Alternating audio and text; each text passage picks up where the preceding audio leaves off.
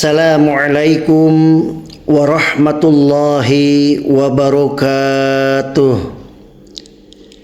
Alhamdulillahilladzi rafa'a sya'nal ilma wal ulama wa ja'alahum ahlal khasyah. Faqala innama yakhshallaha min ibadihil ulama. Asyhadu an la ilaha illallah wahdahu la syarika lah. Huwa ahlul majdi wassana. Wa asyhadu anna Muhammadan abdullahi wa rasuluh. Imamal atqiya sallallahu alaihi wa ala alihi wa sahbihi wattabi'in lahum bihsanin ila yaumiddin wa sallama tasliman katsira. Amma ba'du. Bismillahirrahmanirrahim. Rabbi syrah li sadri wa yassir li amri wahlul 'uqdatam min lisani yafqahu qawli. Saudara-saudara kaum muslimin wal muslimat rahimakumullah. Segala puji milik Allah Subhanahu wa taala yang telah menciptakan kita dengan sebaik-baik ciptaan dan memberi kita akal untuk membedakan antara yang hak dan batil. Salawat dan salam senantiasa tercurahkan pada junjungan kita Nabi Muhammad sallallahu alaihi wasallam yang telah membawa kita dari zaman jahiliyah menuju zaman yang terang benderang disinari cahaya Islam. Saudara-saudara kaum muslimin wal muslimat rahimakumullah. Kebodohan adalah pintu dari segala kejahatan dan perbuatan dosa. Ramainya para penyembah kuburan di dunia ini juga dikarenakan kebodohan. Tidak sedikit orang yang meninggalkan sholat 5 waktu serta kewajiban-kewajiban mereka karena tidak tahunya mereka akan pentingnya kewajiban tersebut. Bahkan maraknya berbagai kesyirikan dan kemungkaran juga disebabkan kebodohan. Maka tidak berlebihan jika dikatakan bahwa segala bentuk dosa bermula dari sini. Setan memperlakukan orang bodoh sebagaimana seorang anak yang memainkan bola mainannya. Dia bisa memainkan sekehendak hatinya.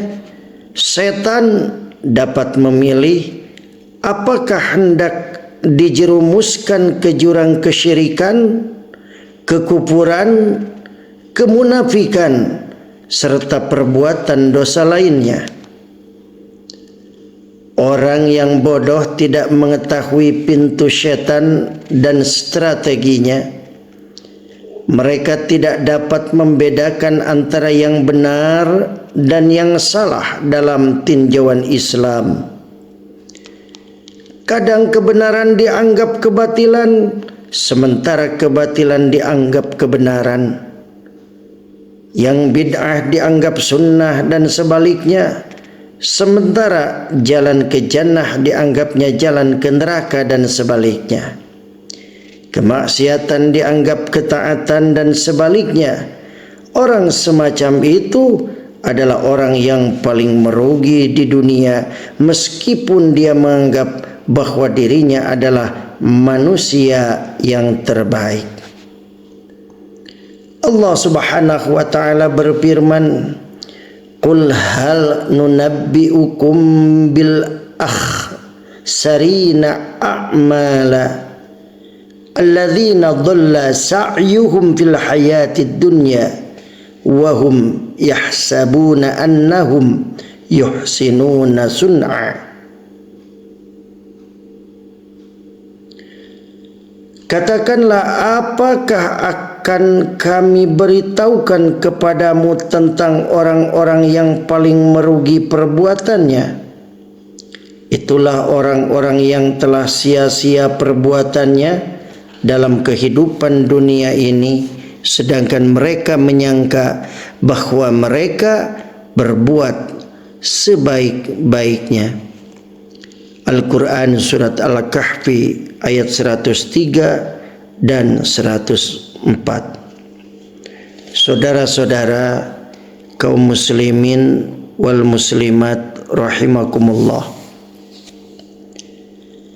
di antara manusia ini ada orang yang senang jadi orang bodoh, padahal kebodohan akan membawa manusia kepada kerusakan di dunia dan kehancuran di akhirat. Mudah saja bagi setan untuk menghadapi orang-orang yang bodoh, yakni dengan melestarikan kebodohan dan menanamkan rasa cinta terhadap kebodohan tersebut. Di samping itu, setan juga menghalang-halanginya dari belajar. Setan akan mendatangi orang yang telah lanjut usia dan mengatakan, "Usiamu telah lanjut, apakah engkau tidak malu kalau mau belajar?" Orang itu akan minder dan mengurungkan keinginannya untuk belajar. Padahal belajar pada saat tua adalah suatu yang afdal, utama dibandingkan yang tidak mau belajar dan rela dengan kebodohannya. Saudara-saudara, sementara itu setan membisikkan pada anak-anak muda yang belajar dengan mengatakan, "Jangan biarkan waktu mudamu untuk mendalami Islam. Nanti saja setelah kamu tua, gunakan waktu mudamu untuk mengejar cita-citamu sebagai bekal hari tuamu." Pupuslah keinginannya untuk belajar Islam dan ia tunda keinginannya itu besok kalau sudah tua. Padahal belum tentu ia sempat belajar nantinya dan tidak ada yang menjamin ia masih diberi umur panjang. Ada seseorang yang datang pada Abu Hurairah rahimahullah dan berkata, "Aku ingin belajar, tetapi aku takut akan menyia-nyiakan ilmu." Beliau menjawab, "Cukuplah engkau dikatakan menyia-nyiakan ilmu jika tidak mau untuk belajar." Marilah kita lihat betapa sepinya kajian-kajian rutin, pengajian-pengajian majelis ta'lim. Seakan-akan pengajian itu hanya untuk orang-orang yang luang dan masih memiliki banyak waktu saja. Seakan-akan juga rata-rata perempuan, seakan-akan laki-laki tidak membutuhkannya. Juga seakan-akan orang tua semuanya yang mungkin saja secara lahiriah kemungkinan sudah dekat dengan kematian. Padahal tidak seperti itu. Kematian kita tidak tahu kapan datangnya. Fa innahu mulaqikum. Maka sesungguhnya kematian itu akan datang kepada kalian kapanpun, dimanapun. Kita tidak tahu. Wallahu a'lam bissawab. Saudara-saudara, oleh karena itu marilah kita tingkatkan pengajian kita. Kita tingkatkan amaliyah kita. Kita tingkatkan amal kita. Untuk menuntut ilmu harus lebih dan lebih semangat lagi supaya kita terus bertambah ilmu, bertambah juga amalnya, mengamalkan ilmu sambil kita belajar ilmu. Semakin banyak ilmu agama yang kita miliki, maka semakin banyak pula peluang kita untuk mendapatkan pahala dari Allah Subhanahu wa taala. Di samping itu, kita juga akan semakin bertambah ketakwaan kita kepada Allah Subhanahu wa taala karena paham betul mana yang dilarang dan mana yang diperintahkan. Saudara-saudara kaum muslimin wal muslimat rahimakumullah. Al-Khalil bin Ahmad membagi manusia menjadi 4 golongan dalam hal ilmu. Pertama, orang yang tahu dan sadar bahwa diri orang yang tahu, mereka itulah orang alim, maka bertanyalah kepadanya. Ia juga memiliki kesadaran untuk mengamalkan ilmu yang telah ia ketahui. Inilah orang yang terpuji. Kedua, orang yang tahu tetapi tidak sadar bahwa dirinya tahu. Orang semacam ini adalah orang yang alpa, maka ingatkanlah dia terjerumus dalam perbuatan dosa padahal ia tahu akan keharamannya. Dia lupa bahwa apa yang ia ilmui bertentangan dengan amalannya.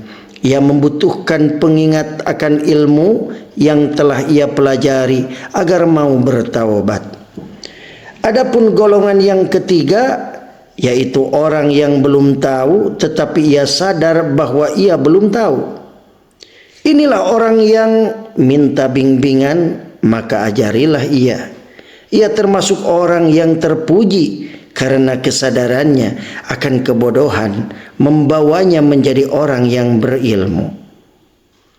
Adapun golongan yang keempat adalah orang yang tidak tahu namun ia tidak sadar bahwa ia tidak tahu.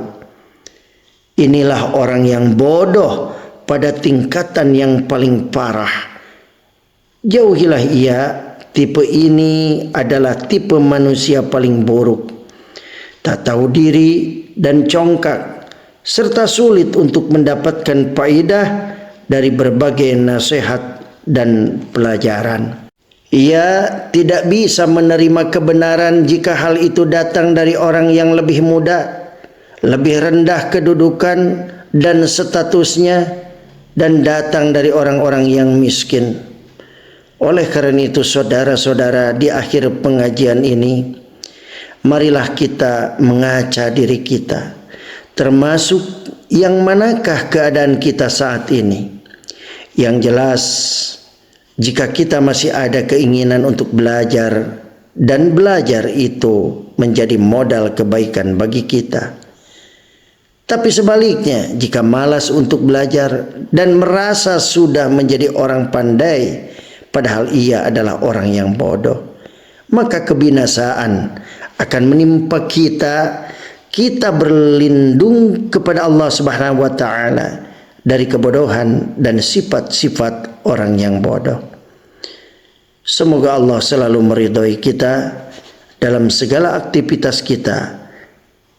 Dan demikian, mohon maaf yang sebesar-besarnya. Wallahul muwaffiq ila aqwamit thoriq. Wassalamualaikum warahmatullahi wabarakatuh.